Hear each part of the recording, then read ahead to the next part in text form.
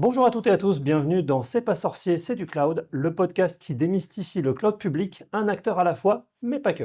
Je suis Mathieu et dans ce format, on donne la parole à celles et ceux qui construisent au quotidien la transformation numérique du secteur public. L'idée, c'est d'expliquer simplement, d'illustrer concrètement et de casser les idées reçues sur le cloud sans compromis sur la technique ou la souveraineté. Aujourd'hui, on reçoit AWS, Amazon Web Services, et avec nous Mathieu Gendron, Head of Architecture chez AWS France. Mathieu, avant de rentrer dans le cœur du sujet, tu peux nous expliquer ce que recouvre ton rôle de Head of Architecture chez AWS et quelles sont tes missions au service des clients publics? Alors bonjour, donc je dirige une équipe d'architectes de solutions dont le rôle est d'accompagner les clients dans leur transformation numérique avec le cloud et avec l'intelligence artificielle depuis en fait les questions initiales sur l'opportunité d'utiliser le cloud pour résoudre un certain nombre de problèmes jusqu'à des enjeux de projet, de migration, de proof of concept, Pilote? pilote, Ouais. ou effectivement parfois des solutions où on a besoin de beaucoup plus d'expertise. Ok, quels sont selon toi les enjeux prioritaires pour les administrations et les collectivités en matière de transformation numérique? Et quelle place le cloud a dans ce mouvement? Bah, en fait, je pense que c'est intéressant de revenir au pourquoi le cloud a été créé et quels problèmes il a cherché à résoudre au moment de sa création. AWS a été créé en 2006, à un moment où, dans le groupe Amazon, on a cherché, à résoudre un certain nombre de problèmes d'abord pour Amazon et puis ensuite pour, des millions de clients dans le monde. Les Des problèmes problèmes logistiques plutôt? alors les enjeux, non, en fait, des problèmes et des enjeux IT, hein, des D'accord. enjeux informatiques. Ce qu'on voulait, c'est aller plus vite, innover plus vite et faire en sorte que les développeurs, aient accès le plus facilement possible à, l'informatique dont ils avaient besoin. On s'est rendu compte qu'il y avait, un certain nombre d'obstacles à chaque fois qu'il fallait faire, un nouveau service, un nouveau système, d'amener une nouvelle fonctionnalité en informatique. Il y avait du temps pour simplement provisionner les services, etc. Donc, on s'est attaché à automatiser au maximum finalement la mise à disposition de tout ce dont on peut avoir besoin en termes informatiques. Alors évidemment, on a commencé par les services de calcul, le stockage, le réseau, ce genre de choses. Et puis après, au fur et à mesure, on s'est dit, bah voilà, mais les gens ont besoin aussi de bases de données. Donc, comment on fait pour mettre à disposition de façon simple une base de données? Les gens avaient besoin évidemment pas que des services, ils avaient besoin que ce soit redondant, ils avaient besoin que ce soit sécurisé. Donc, faire en sorte que ces services-là soient pas juste sur un seul serveur physique, mais soient répartis sur Mmh. plusieurs zones de disponibilité. Donc, on a construit des infrastructures comme ça. Et donc, petit à petit, on s'est mis à répondre à ces questions-là, à résoudre ces problèmes. Et quand on regarde un petit peu, ce dont ont besoin les administrations, c'est exactement ça. Elles ont besoin de quoi? Elles ont besoin de résilience. Elles ont besoin, à chaque fois qu'on construit un système, personne n'a envie qu'il tombe en panne. Donc, le fait d'avoir automatiquement de la résilience quand on utilise les services, c'est quelque chose qui va être extrêmement utile, sans autre préoccupation que simplement utiliser le service. La deuxième chose qui va être importante, ça va être tout simplement des questions de coût. On n'a pas envie que ça coûte trop cher, on n'a pas forcément envie d'investir, on a envie de regarder quand est-ce qu'on a envie d'en disposer quand on en a besoin, et donc du coup, de payer uniquement à la demande et ne pas avoir besoin d'investir, d'acheter des machines, de construire des data centers et ce genre de choses. On a des enjeux d'élasticité. Évidemment, dans une administration, par exemple, quand on met en place un téléservice, il y a peut-être des moments où le téléservice va être utilisé à plein, puis il y a des moments où il y a moins de monde, voilà, la nuit, le jour, en fonction des événements ou ce genre de choses. Donc l'élasticité, ça va être une caractéristique qui est importante. On n'a pas forcément besoin de prévoir combien on va Mmh. utiliser, puis de pouvoir réduire, augmenter la taille, etc.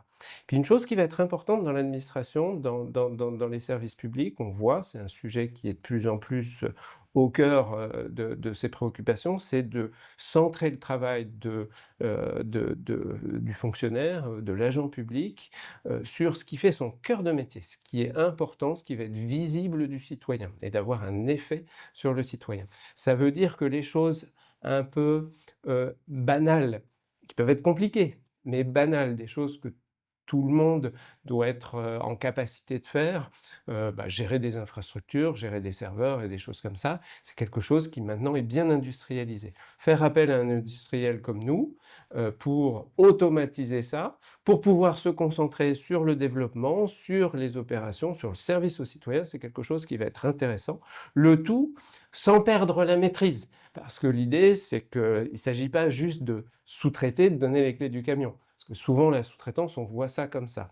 Là, le cloud, c'est pas ça. On ne donne pas les clés du camion, on conserve la maîtrise, on sait exactement ce qui va se faire. Toute la configuration dans le cloud reste complètement à la main de l'administration, à la main du service public qui va utiliser AWS. Simplement, au lieu de se faire dans les locaux et de façon physique, elle va se faire de façon virtuelle au travers du réseau. D'accord, merci Mathieu pour cette introduction. Alors justement, tu présentes un petit peu ce que l'on peut proposer pour l'administration publique et la simplification. J'ai une question, parce qu'on est dans le cadre de nuages publics. En quoi, qu'est-ce qu'apporte le partenariat avec notre marché et en quoi ce cadre simplifie-t-il l'accès au cloud AWS pour les administrations? Alors justement, on dit le cloud, c'est pour aller vite, c'est pour avoir à disposition très rapidement finalement des serveurs, des services cloud et des choses comme ça.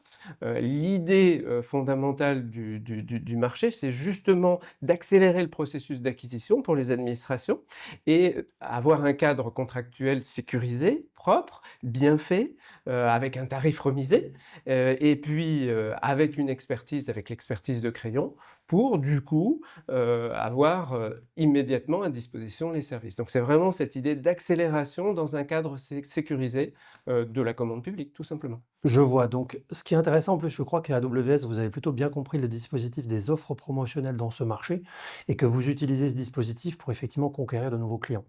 Voilà, c'est exactement ça, c'est un cadre contractuel qui permet finalement aux clients de bénéficier des meilleures offres à chaque moment et du coup de pouvoir faire des remises en fonction effectivement des moments du projet, voilà, et dans un cadre qui est contractuellement Mmh. sécurisé pour le client à la fin. Alors, c'est intéressant parce que du coup, il y a pas mal de concurrence et quels sont pour toi, selon toi, les différenciateurs de l'offre AWS qui répondent aux besoins du secteur public, particulièrement en France?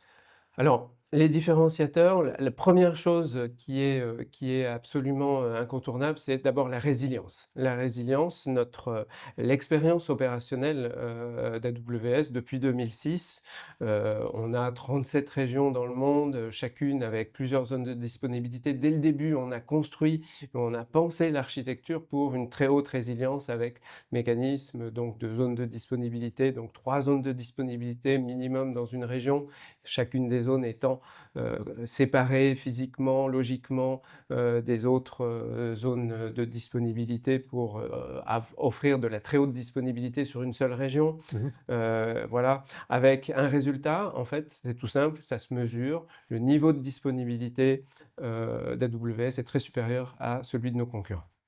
Ça, c'est un premier point. C'est un point qui est très, très important. La deuxième chose, c'est la sécurité. Mmh.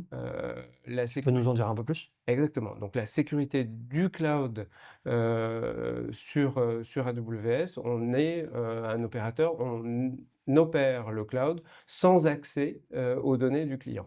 Et l'absence d'accès, l'absence de mécanisme d'accès aux données du client, c'est quelque chose qui est très important, qui est rendu possible par une technologie particulière au niveau de notre virtualisation, hein.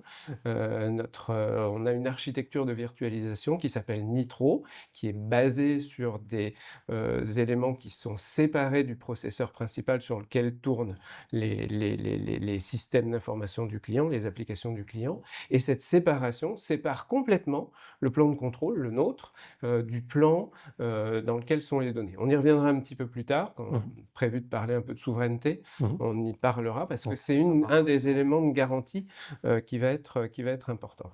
Troisième chose qui va être très important et un différenciant, c'est le choix des services. Il y a un choix de services qui va être très important. Je parlais tout à l'heure du calcul, du stockage, etc. Il y a beaucoup de services autour des données, autour des bases de données, des services autour pour des middleware ou des outils pour les développeurs, des services de sécurité. Et quand on parle d'IA générative, aussi le choix de nombreux modèles. Beaucoup de fournisseurs de modèles, effectivement, sont disponibles au travers de l'API et du service Bedrock. Donc, l'idée, c'est que AWS offre énormément de choix pour les clients. Donc, des choix soit d'AWS, soit des choix liés à des partenaires et aussi énormément de choses en open source. Je citerai ne serait-ce que Hugging Face qui facilite l'intégration des modèles open source dans le terme de l'IA générative. Ensuite, quatrième avantage, c'est la partie coût. Dans la partie coût, ce qui est public, c'est important. Pour le secteur public, c'est important et avec une notion de coût total de possession. L'expérience montre que le coût total de possession, quand on passe d'un environnement data center à un environnement cloud, le coût total de possession va diminuer. Je parle de coût total de possession, c'est important parce qu'on oublie tout un tas de coûts cachés qui sont liés au fait de posséder son data center ou de travailler. La surface au mètre carré. Et la surface, le rafraîchissement, l'eau, l'électricité et l'amortissement des matériels, les licences, etc. Tout un tas d'éléments qui, à un moment ou à un autre, vont pouvoir être transformés, réduits et au travers du cloud. Je vais donner un petit exemple. Quand on utilise, et qui est vraiment différenciant pour AWS. Aujourd'hui, quand on pense infrastructure, on pense machine virtuelle, on se dire une machine virtuelle c'est différent. Chez AWS, quand vous utilisez une machine virtuelle EC2, elle arrive avec tout son environnement réseau, avec du DNS, avec des outils de backup, avec tout un tas d'éléments d'environnement, de sécurité, etc., qui demanderaient, si on voulait monter le même environnement dans un environnement, par exemple, de data center ou chez dans un environnement plus lié aux infrastructures, qui demanderait de nombreuses machines en fait pour recréer la même chose. Donc c'est important de regarder finalement l'ensemble du système d'information, l'ensemble des coûts, et quand on regarde ça, on le voit, une simple migration dans un environnement cloud avant optimisation, on va gagner 20 à 25% de coût total de possession, et au fur et à mesure des modernisations et des actions de modernisation, d'automatisation, etc., parfois, et ça va dépendre effectivement des systèmes d'information, mais on peut aller à des niveaux d'économie qui sont bien supérieurs encore. Intéressant, donc une offre pléthorique, de l'accompagnement disponible pour les bénéficiaires. Est-ce que tu as des cas d'usage ou des projets que tu veux partager avec nous? Parce que par exemple, tu peux nous parler des vidéos sur le retour d'expérience de l'île de Ré ou la Compagnie des Alpes. Voilà. Alors, simplement, voilà, on va passer dans quelques instants 2 vidéos d'exemples qui sont là pour illustrer que AWS, c'est pas uniquement quelque chose pour les startups ou les grandes entreprises, c'est aussi quelque chose qui permet au territoire, en France, d'avoir des solutions qui sont efficaces. Donc, ces 2 exemples, la façon dont l'île de Ré a pu s'emparer pour répondre à des besoins d'évolution de leur système d'information géographique, et la Compagnie des Alpes, qui n'est pas un client secteur public, mais qui est très présent finalement sur le territoire, et auquel de nombreux acteurs du service public peuvent avoir affaire à un moment ou à un autre et à travailler avec pour expliquer comment ils ont modernisé leur système d'information grâce à AWS. Une vidéo vaut 1000 mots, tout de suite en images, le reportage et le retour d'expérience de ces 2 bénéficiaires. Je suis Emmanuel Viennot, DSI Group de la Compagnie des Alpes. La Compagnie des Alpes est un des leaders du loisir en Europe, avec 3 divisions. Donc, le ski, évidemment, que vous connaissez tous. Mais nous avons également une division centrée sur les parcs de loisirs, avec le parc Astérix et le Futuroscope pour nos deux étendards les plus connus. Et nous avons également une troisième division qui s'appelle la division hébergement et distribution, qui embarque Travel Factory et plus récemment MMV que nous venons d'acquérir. Donc notre défi numéro 1, c'est évidemment l'expérience client. On cherche à développer des solutions innovantes, type cashless, gestion des files d'attente bien évidemment, mais avant tout, on se doit de gérer la vente en ligne, le contrôle d'accès et en particulier les problématiques de montée en charge. Il suffit qu'il fasse très beau un samedi matin et vous allez avoir des centaines de milliers de connexions sur nos sites internet, par exemple au ski, pour acheter son forfait. Une des solutions a été de choisir AWS pour s'appuyer sur des technologies type serverless où on n'a plus à se soucier de la partie infrastructure. Avec des services comme les lambda, nos services se dimensionnent automatiquement et la charge pour nous n'est plus un souci. Nous avons récemment eu un record d'affluence à Serre-Chevalier avec 27 000 skieurs dans la même journée. Nos infrastructures ont parfaitement tenu la charge, que ce soit côté vente en ligne ou contrôle d'accès. C'est plusieurs dizaines de milliers de passages dans la journée qui sont contrôlés, identifiés grâce à nos infrastructures AWS. Et tout a bien fonctionné ce jour-là, donc on est vraiment très satisfait de notre solution. Récemment, nous avons lancé un programme qui s'appelle Open Resort, qui a consisté à revoir l'ensemble du SI de nos stations. On a pu constater une hausse de 20% de nos ventes digitales grâce au déploiement de ce programme. Donc Open Resort est aujourd'hui en cours de déploiement sur l'ensemble des stations et est un vrai succès pour l'ensemble du groupe.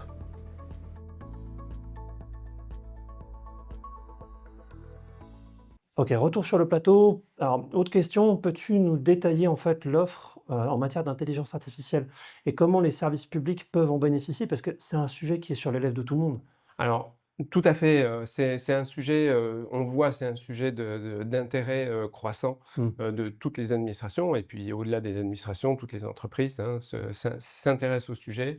Notre principe et ce qu'on cherche à faire, c'est d'apporter des solutions qui apportent le maximum de choix, qui apportent le maximum de confiance et qui sont à un coût qui correspond aux besoins métiers. On a du coup construit notre vision sur 3 couches d'abstraction pour répondre à 3 types de besoins différents. Premier, c'est des besoins qui sont déjà prêts à l'emploi. Donc on a des services qui sont tout simplement prêts à l'emploi. Donc je vais donner un exemple. QDeveloper, ça s'appelle Amazon QDeveloper. C'est quoi? C'est un assistant pour aider les développeurs informatiques dans leur quotidien, donc soit pour les aider à développer, soit aussi il y a beaucoup d'outils qui sont là pour aider à transformer le code, pour passer d'anciennes versions à des nouvelles versions, des outils pour générer des tests unitaires, tests fonctionnels et ce genre de choses.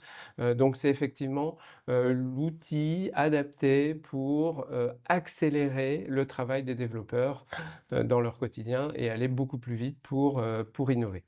Donc voilà, une couche prête à l'emploi. Il y a tout un tas d'autres choses pour la transcription, la traduction et ce genre de choses.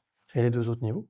Niveau suivant, c'est plutôt orienté pour des gens qui veulent développer et intégrer de l'intelligence artificielle générative dans leurs produits, dans leurs processus. Ça s'appelle Amazon Bedrock.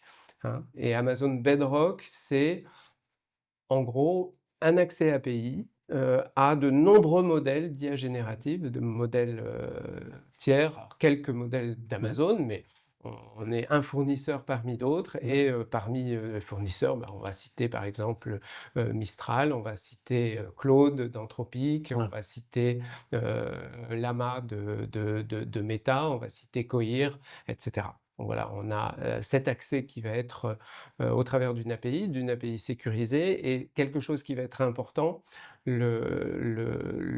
c'est un modèle de fonctionnement qui apporte un cloisonnement, qui apporte de la sécurité, c'est-à-dire que les données qui vont être envoyées ou qui vont être réémises par le modèle sont sous l'entier contrôle du client. Les données ne sont jamais réutilisées pour réentraîner le modèle, etc. Elles peuvent être d'ailleurs chiffrées si besoin avec les outils de chiffrement qu'on met à disposition. Bref, c'est le client qui a l'entier contrôle sur les données qu'ils vont utiliser dans le cadre de cette API. Avec, au-delà de ça, toute une boîte à outils, hein. Bedrock arrive avec une boîte à outils qui va permettre de mettre en place des garde-fous. D'accord. Donc, La sécurité, le sur contrôle. donc là, ça va être vérifier et s'assurer que le modèle fournit des réponses qui soient Cohérente, acceptables, acceptable, ouais. cohérentes, etc. On va faire d'ailleurs de la vérification, on va mettre des outils de vérification formelle, Mmh. on va mettre en place des outils qui vont permettre de faire ce qu'on appelle du RAG, donc d'aller connecter un modèle avec une base de connaissances pour que le modèle s'appuie sur cette base de connaissances pour restituer les informations dont les clients et les utilisateurs ont besoin. Il va y avoir des outils plutôt orientés agentiques, donc pour Mmh. pouvoir mettre, chaîner finalement par exemple des actions et des appels de plusieurs types de modèles pour avoir des réponses de plus en plus fines et répondre aux besoins, etc. Donc Amazon Bedrock, cette boîte à outils qui va permettre aux développeurs d'intégrer de l'IA générative dans leur système d'information là où ils le souhaitent. Puis le Ça fait 2 troisième niveaux. niveau, 3e voilà, niveau, c'est ce que j'allais te dire. voilà, donc le troisième niveau, cette fois-ci, c'est un niveau d'infrastructure. C'est plutôt orienté pour les scientifiques, les analystes de données, des gens qui vont, cette fois-ci, soit construire des modèles, soit vraiment les personnaliser pour des besoins qui vont être pointus. Mmh. Voilà, c'est typiquement, alors c'est des infrastructures qui vont être très avancées. Je On cite parle de lacs de données, par exemple, Ouais, ce genre de choses? exactement. OK. Donc, avec des lacs de données, avec des labs, mais avec aussi un accès à des GPU. On Ouais. va donner accès à nos propres puces, hein. On est fournisseur aussi. C'est ça. Il y a évidemment NVIDIA qui fournit les composants pour des composants GPU, mais on fournit aussi l'accès Vos à des propres puces, puces. nos propres puces, des composants ARM qui ont été spécialement Conçu pour AWS. conçus pour AWS et Mmh. conçus pour l'entraînement ou pour l'inférence sur des sujets d'IA générative. Donc voilà, c'est cet accès qui va être donné avec un lab qui va permettre du coup de traiter les données, d'ingérer des données, ensuite de créer des modèles, de les diffuser, de les déployer, etc. On parlait tout à l'heure d'hybridation, ben, c'est Mmh. typiquement aussi ce genre de choses où vous pouvez entraîner le modèle dans le cloud parce que vous avez besoin de grandes capacités de calcul à ce moment-là, mais par contre faire de l'inférence ailleurs, si on a des besoins divers et variés, d'être plus local pour un traitement avec faible latence ou ce genre de choses à proximité ou dans des environnements déconnectés. C'est ce genre de choses qui est rendu possible par ce genre d'infrastructure. On a parlé de confiance. La confiance, c'est important, c'est essentiel même.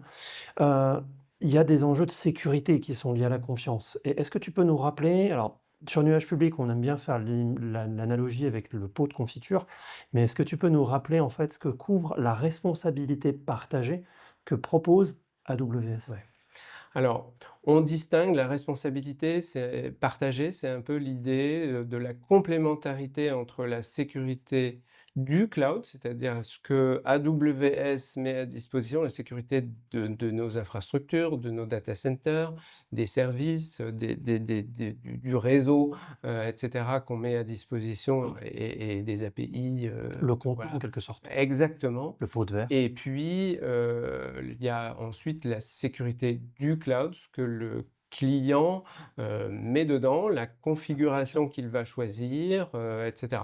Je donne un exemple, bah, quand on utilise une machine virtuelle EC2, nous on est responsable que la machine elle continue à tourner, qu'on puisse pas, qu'il n'y ait aucun Attaque de moyen type DDoS ou autre. d'attaque ou d'intervenir, surtout d'intervenir sur les Mmh. machines par des voies détournées. D'accord. Par contre, le client est responsable, bah, par exemple, du système d'exploitation qu'il met dessus. Donc, Mmh. on va fournir tout un tas d'éléments pour des systèmes d'exploitation qui sont à jour, mais c'est lui qui va le configurer, etc. Et en fonction du niveau d'abstraction, du niveau de management, d'automatisation, il y a des services. Si je prends par exemple le service de stockage bien connu S3, Mmh. de stockage objet, Bah, là, AWS est responsable de presque tout. Il ne reste plus que la partie droit d'accès qui reste au client, chiffrement, hein, configuration des droits d'accès du client. Le client n'a pas besoin de s'occuper du système d'exploitation sur lequel tourne la machine, sur lequel, etc. C'est quelque chose qui est géré par AWS. Donc la responsabilité partagée dépend un petit peu du niveau d'abstraction du service qu'on va utiliser. Donc, quand on va être sur des niveaux proches de la machine virtuelle, ben, la responsabilité du client est plus élevée. Puis quand on va être sur des systèmes qui vont être plus abstraits, plus, comme on appelle, serverless, sans Mmh. serveur, là, dans ce cas-là, la responsabilité est beaucoup plus déportée sur AWS. Quelque chose, c'est une notion qui est assez importante à comprendre. C'est intéressant, on a parlé donc de différents sujets. On n'a pas forcément fait de focus sur S3 plus en détail sur la sauvegarde. Je pense notamment à la sauvegarde sanctuarisée. Ça consiste à délocaliser une sauvegarde en dehors de son data center. J'ai cru comprendre que beaucoup de logiciels de sauvegarde aujourd'hui, on va pas forcément citer la liste à la Prévert de tous les acteurs, mais quasiment tous les acteurs de sauvegarde aujourd'hui proposent un connecteur S3. Tu peux nous donner un petit peu plus de détails sur typiquement ce que l'on pourrait proposer ou imaginer comme scénario? Oui, tout à fait. En fait, S3 permet, un stockage objet de tout type d'objet et comme effectivement c'est un des tout premiers services qu'on a mis à disposition, depuis 2006, Mmh. bah, la plupart des acteurs et notamment les acteurs de sauvegarde permettent, du coup, la sauvegarde, dans S3. Pourquoi dans S3? Parce que c'est pas très cher, hein, il y a des coûts qui sont très intéressants aussi dès qu'on va faire plutôt de l'archivage ou des choses auxquels on n'a pas besoin, on va pouvoir diminuer drastiquement les coûts de stockage.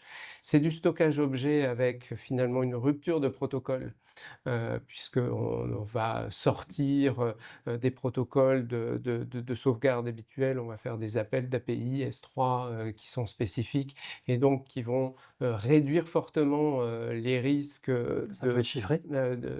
voilà, ça peut être chiffré Chiffré en transit, donc j'imagine, ou évidemment, stockage? c'est automatiquement chiffré en Mmh. transit, hein, forcément, bah, pour le coup, il y a pas le choix et stockage, bah, ça va être au choix de la du client. Ça peut être, j'ai envie de dire, du stockage, du chiffrement, tout simple ou du chiffrement qui va être géré par le client, avec ses Ses clés, propres ses clés. propres clés, D'accord. voire géré par le client avec, ses propres clés, dans ses propres chiffreurs, physiques. Donc D'accord. voilà.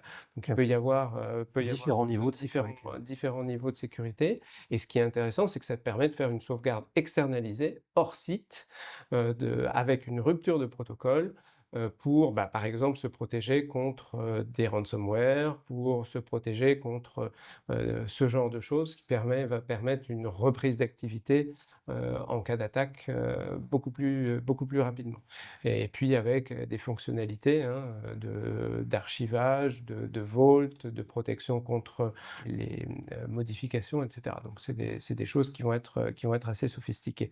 Donc là, l'idée, on est vraiment dans la sécurité, dans le cloud, hein, la possibilité du coup d'amener des solutions, qui vont permettre dans le cloud, d'augmenter le niveau de sécurité par rapport, à une situation dans son propre data center où la gestion des sauvegardes, bah, il y a toujours de l'externalisation, voilà, peut gagner, en coût également. On n'a pas encore beaucoup parlé de la sécurité du cloud. C'est quelque chose qui va être extrêmement important. On a parlé de dans le cloud, mais du cloud, là, c'est la responsabilité d'AWS. Mmh. Et c'est important pour les clients souvent, de vérifier et de vérifier que ce que fournit AWS, apporte le bon niveau de sécurité. C'est une question d'ailleurs que j'ai un peu derrière, c'est la vision de la souveraineté numérique chez AWS, en France et en Europe. Comment vous, en tant qu'acteur cloud, vous y contribuez? Alors, la première réflexion, c'est il n'y a pas de souveraineté sans sécurité, hein.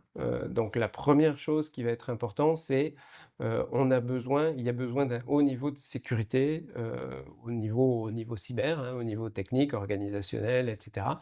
Donc la première étape, c'est que nous, on va, amener un haut niveau de sécurité, du cloud. Alors, comment on la vérifie? Comment les clients peuvent la vérifier? Bah, ils la vérifient au travers du respect de normes et standards. voilà, sur lesquels on va être audité. Alors, je vais pas citer, les 140 et quelques normes internationales auxquelles on va, se 140. se conformer. D'accord. Oui, je crois que c'est 143 aux dernières nouvelles, mais c'est des Mmh. chiffres qui peuvent bouger, donc du coup, avec des engagements, légaux et contractuels, sur la durée, hein, sur notre conformité dans la durée à ces normes et à leurs équivalents.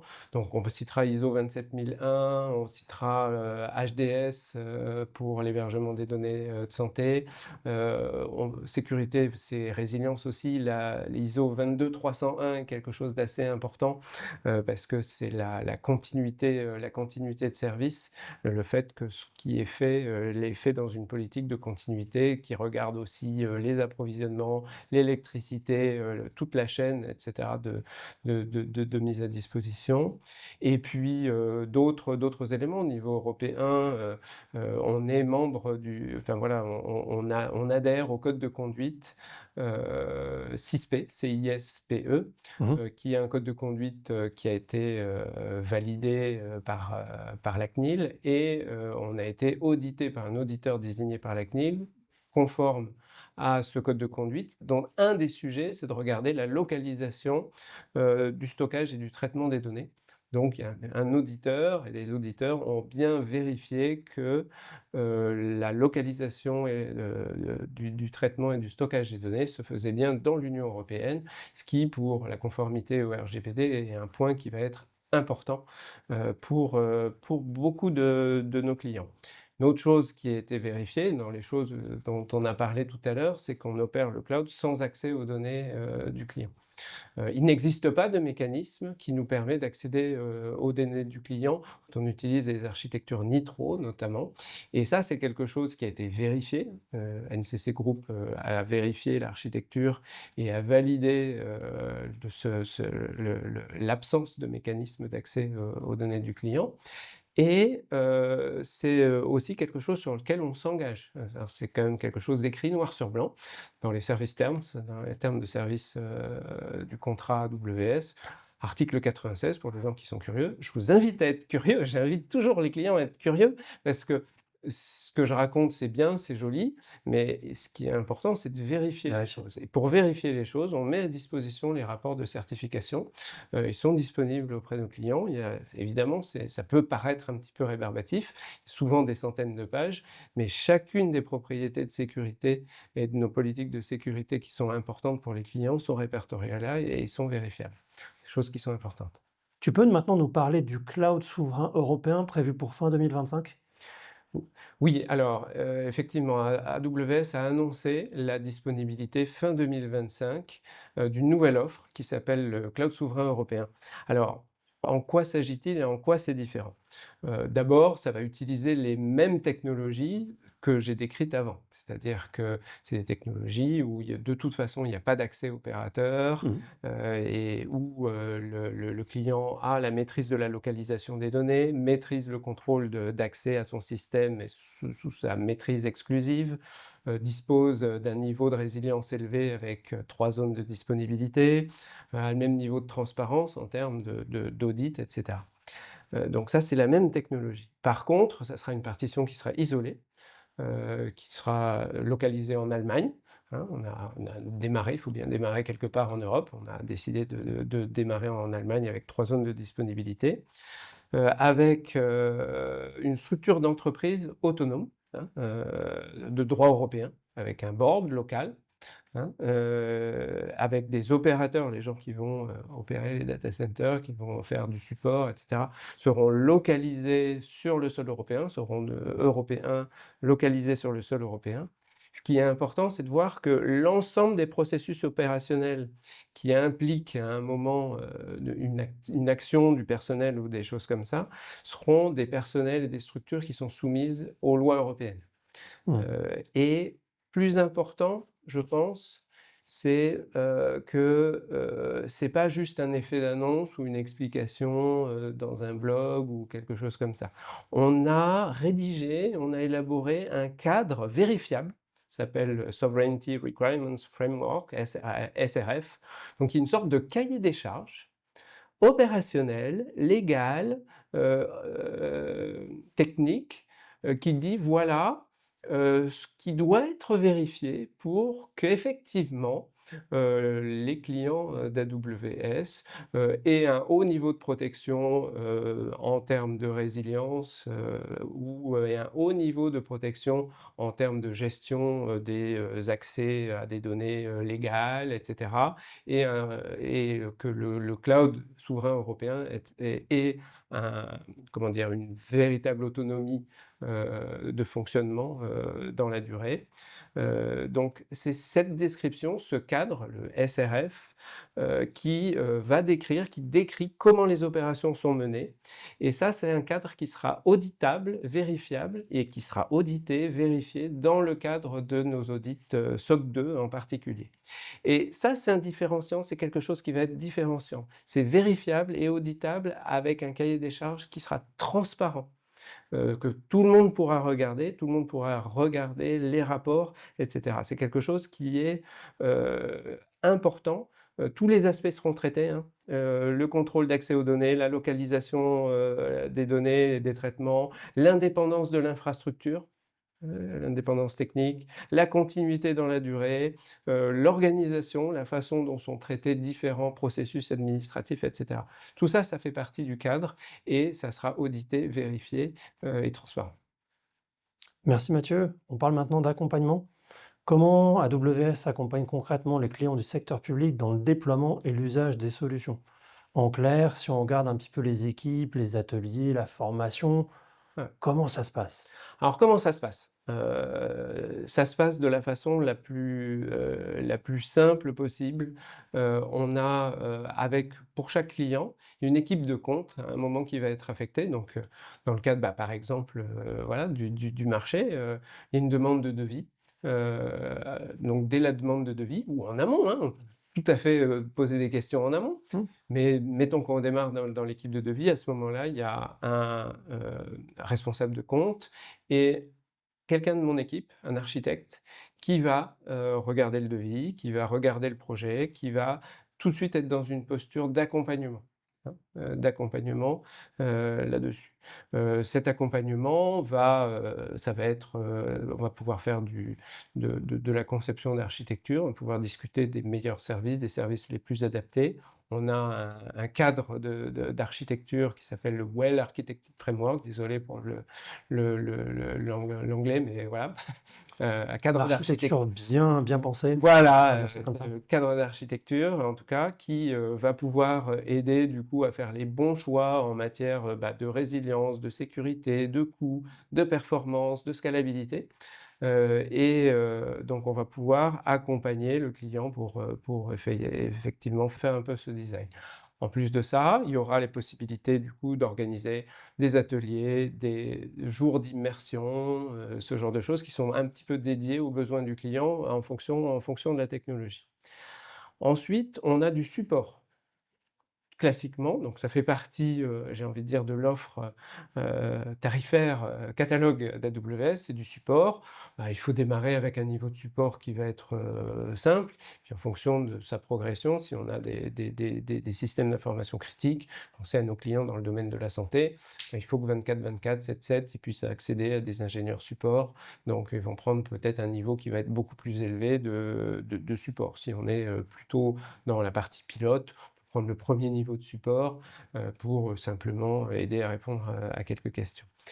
On a de la formation, donc on va pouvoir mettre à disposition, donc il y a un accès gratuit à de nombreuses formations en ligne, il n'y a pas besoin d'ailleurs d'être client, hein, même si c'est juste de la curiosité, avant même de savoir si on a envie d'être client. On peut se former en ligne, il y a plusieurs centaines de cours en français, qui couvre le cloud, l'IA, la cybersécurité, l'analyse de données, le développement logiciel sur AWS, là-dessus. Et c'est des parcours adaptés à tous les niveaux d'expérience. Il y a des niveaux qui sont plutôt débutants, je découvre, à des niveaux qui sont beaucoup plus experts là-dedans. Et après, voilà, ces formations, elles peuvent être à titre, pour se former. Elles peuvent aussi déboucher sur des parcours de certification. On a aussi des certifications qui peuvent être utiles. Notre objectif au travers de la formation, c'est de rendre le client le plus autonome possible. notre modèle est le je reviens un petit peu aux fondamentaux du cloud. Pourquoi le cloud a été fait? Il est là pour permettre aux développeurs d'aller vite. Pour que le développeur il aille vite, pour que ceux qui ont envie d'innover aillent vite, bah, ils ont besoin d'avoir une connaissance des mécanismes et d'être autonomes dans le cloud, pouvoir aller utiliser rapidement le meilleur service. Donc l'objectif de la formation, c'est de rendre les agents le plus autonomes possible, là-dedans. Et puis, évidemment, dans la partie accompagnement, il y a toujours, la disponibilité de partenaires, hein. Donc on a, finalement tout un réseau de partenaires. On a par exemple même des partenaires dédiés à l'IA générative. Il y en a aujourd'hui plus de 20 qui sont certifiés, sur l'IA générative. Et puis au travers de l'UGAP, hein, il y a aussi, un marché de prestations en environnement de cloud qui est disponible. Donc, voilà, Le c'est marché le du genre de PEC qui est choses. détenu par Atos, Atos Open. Exactement. Donc voilà, c'est des choses qui sont assez disponibles. Ok, j'imagine que tu échanges aussi indirectement ou directement avec des acheteurs du secteur public. Est-ce que tu es face parfois à des freins ou des idées reçues et comment tu y réponds? Alors, dans les freins et idées reçues, alors il y en a quelques-uns dont on a parlé là, aujourd'hui, c'est bon, il y a la question de la sécurité, souveraineté, il y a quand même aujourd'hui beaucoup de réponses. Est-ce que c'est la réponse parfaite? Bon, personne ne prétend avoir une réponse parfaite. Par contre, c'est une réponse qui est intéressante, qui mérite, qu'elle soit regardée, dans le détail et surtout, c'est des choses qui permettent en fait ce qu'on regarde, hein, les gens qui viennent sur AWS, on se rend compte qu'a posteriori, ils sont les RSSI et les responsables sécurité sont très contents parce qu'ils ont augmenté l'auditabilité, ils ont facilité l'auditabilité, la conformité. C'est des choses qui vont plutôt s'améliorer. Donc la sécurité est souvent un a priori, voilà, avec des questionnements et à la fin, en fait, les réponses sont beaucoup plus positives qu'il n'y paraît. Deuxième sujet dont on a parlé, c'est l'hybridation. Les gens qui se disent: «Oh bah oui, mais ça va être un peu compliqué, c'est tout ou rien» et cetera. Non, il y a pas de sujet, il y a pas besoin que mes applications soient cloud ready ou cloud je sais pas trop quoi pour aller dans le cloud. Il y a plein de choses qui sont faisables, sans ça. Le contrôle des coûts, c'est aussi une question ou un frein ou quelque chose qui est souvent une idée reçue. C'est vrai que c'est un modèle qui est différent. Avant, on achète un serveur, une fois qu'on l'a acheté, bah, il coûte plus, il a coûté une L'amortissement. fois, on l'a acheté et puis après il est amorti sur 5 ans et cetera. Donc on contrôle le coût une fois. Heu et là, c'est un autre modèle de contrôle des coûts, c'est beaucoup plus du fluide, hein. C'est comme l'électricité, c'est comme l'eau, c'est comme, l'essence. À un moment, bah, voilà, comme l'électricité, on éteint la lumière quand on sort, de la pièce. Donc il faut, mettre en place les petits mécanismes qui font que, bah, quand on sort de la pièce, on éteint la lumière. Donc il y a des petits mécanismes de contrôle des coûts, mais c'est des mécanismes qui sont extrêmement simples. Il y a même des outils à l'intérieur d'AWS qui vous aident du coup à Trusted Advisor est là pour vous dire, bah, là, il y a des choses que vous utilisez pas trop qui vous coûtent. Là, vous pourriez faire des économies en utilisant plutôt tel truc au lieu de tel autre truc. Bref, donc il y a pas mal de choses qui sont disponibles pour le contrôle des coûts et ça devient même un contrôle des coûts qui est beaucoup plus intéressant parce que c'est un contrôle des coûts de façon continue plutôt que d'être au moment de l'achat, au moment où en fait on est obligé de faire un peu des paris sur le dimensionnement ou ce genre de choses. Quelque chose aussi qui est une idée reçue, c'est la question de la réversibilité. La réversibilité, dans le cloud, le choix d'aller dans le cloud, c'est quelque chose qui est tout à fait réversible. Il n'y a pas, au contraire des achats, on-prem, en fait, il n'y a pas d'engagement. On n'est pas en train de mettre, de mettre du capital et être coincé pour utiliser un serveur pendant 5 ans ou des licences ou des choses comme ça. Donc c'est du paiement à la demande. Si vous voulez arrêter, si vous voulez sortir du cloud, vous sortez et il n'y a pas de frein à la sortie.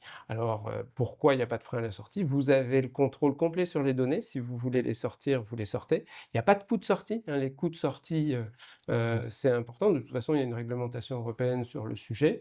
Donc, si quelqu'un veut sortir du cloud AWS et veut quitter AWS, les coûts de sortie, les coûts de sortie des datas, sont nuls, hein, avec voilà, un mécanisme qui sont extrêmement simples et surtout vous en avez l'entier contrôle. Et puis, il y a tout un tas d'outils qui sont basés sur des données enfin sur de l'open source. On a par exemple une base de données managée qui s'appelle RDS Aurora. Aurora, qui est en fait basée sur un moteur PostgreSQL. On a changé la couche de stockage pour la rendre plus optimisée, mais c'est du logiciel libre. Demain, vous voulez utiliser PostgreSQL ailleurs, dans un service managé d'un concurrent ou dans votre data center. Vous avez juste à récupérer les données, vous redémarrez de l'autre côté. Vous pouvez utiliser les outils de synchronisation qu'on met à disposition, soit dans le sens chez vous vers le cloud, mais si vous voulez l'utiliser dans l'autre sens, vous pouvez aussi. Donc il n'y a pas Donc, on de peut faire barrière. du multi-cloud aussi. Exactement. Donc il n'y Ouais. a pas de barrière technique, juridique, financière à la réversibilité. Ça, c'est quelque chose qui est extrêmement important. Et si vous avez des doutes, on en discute et on regarde, on est à livre ouvert, on peut expérimenter des choses, c'est pas un souci. Et il y a évidemment des choses qui sont très simples, hein, les environnements Kubernetes, les environnements containerisés sont assez favorables à ça. Le dernier point qui est parfois un frein, c'est la conception de la maîtrise de la sous-traitance, hein. Dans les administrations, il y a parfois un peu une crainte liée à la sous-traitance. C'est-à-dire se dire: «Mince, ça c'est quelque chose que je fais chez moi, maintenant je vais dépendre d'un tiers pour le faire». Quand même quelque chose de très particulier et j'invite vraiment les gens à expérimenter, à regarder ce que ça veut dire dans la vraie vie d'utiliser AWS. Les clients d'AWS ont le contrôle sur tout, sur toutes les configurations. Vous pouvez recréer votre réseau d'entreprise, les liens que vous voulez. Vous pouvez maîtriser votre DNS, vous pouvez maîtriser votre pile applicative. Vous avez un contrôle qui est complet là-dessus. Vous n'avez pas besoin, comme dans la conception de la sous-traitance dans les années 90 ou 2000, où à chaque fois qu'on a besoin d'un truc, il faut faire un ticket, attendre qu'il y ait quelqu'un qui le traite, etc. Vous êtes complètement autonome. Vous n'avez pas besoin, quand si vous voulez me joindre, vous me joignez, vous m'appelez ou vous appelez des gens de mon équipe, mais vous pouvez tout faire sans interaction humaine. Vous pouvez tout faire au travers de la console ou des appels d'API. Et ça, c'est essentiel parce que vous avez une complète autonomie, une complète maîtrise de la sous-traitance. Il n'y a rien qui va être fait sans votre contrôle, sans votre assentiment, sans que ce soit d'ailleurs vous qui le fassiez, ou un tiers que vous désignerez, c'est vous qui choisissez, mais ça va être quelque chose qui est important. Donc en termes de contrôle de la sous-traitance, c'est quelque chose qui va être très très fort. Voilà. Merci beaucoup Mathieu pour cet échange très clair. Tu nous as permis de mieux comprendre l'approche AWS pour le secteur public. Souplesse, accompagnement, sécurité, mais aussi innovation accessible, sobriété et souveraineté par conception. Si cet épisode t'a plu, pense à t'abonner, à le partager ou à le recommander à une ou un collègue.